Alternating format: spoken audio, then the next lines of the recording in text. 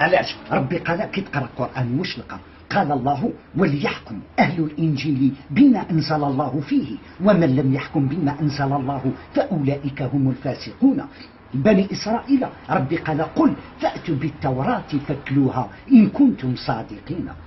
قع كتاب الله وحنايا القرآن إن هذا القرآن يقص على بني إسرائيل أكثر الذي هم فيه يختلفون. ومن بعد وزد نباتا هذا في الأرض، ياك القهوة نباتا، نعناع، تيزانة، كوكايين، شلاضة، ماريخوانا، الزطلة، العفيون، حلالا طيبا يا أيها الناس كلوا مما في الأرض حلالا طيبا متاعا لكم ولأنعامكم كلوا وارعوا أنعامكم ألم يروا إلى الأرض كم أنبتنا فيها من كل زوج بهيج يسقى بماء واحد. باتشو كي النعناع كي الزطلة كي الشلاضة كي الكوكايين يسقى بماء واحد حلالا طيبا، والكوكايين حلال وشنو؟ ولا تسفكوا دماءكم، تشكك حرام.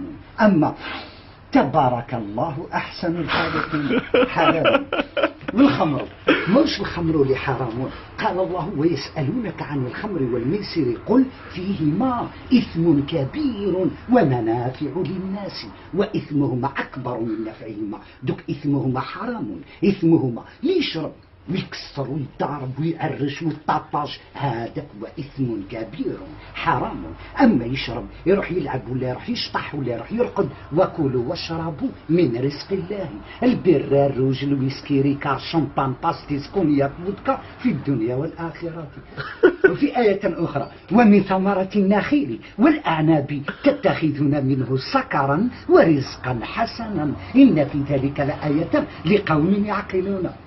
امين. وشنو حرام؟ اكيد يهدى ربي ان شاء الله. وانتم خلاص انني هداني ربي باذن الله. انتم وشنو حرام؟ حرمت عليكم الميتة والدم ولحم الخنزير وما أهل به لغير الله، وهي حرام. وهنا جت ولحم الخنزير، لحم الخنزير حرام، ما إلا قلبه، الكبدة، الغرنب، دوارة، مخه، لسانه، الشحمة، بوزلو حلالا طيبا.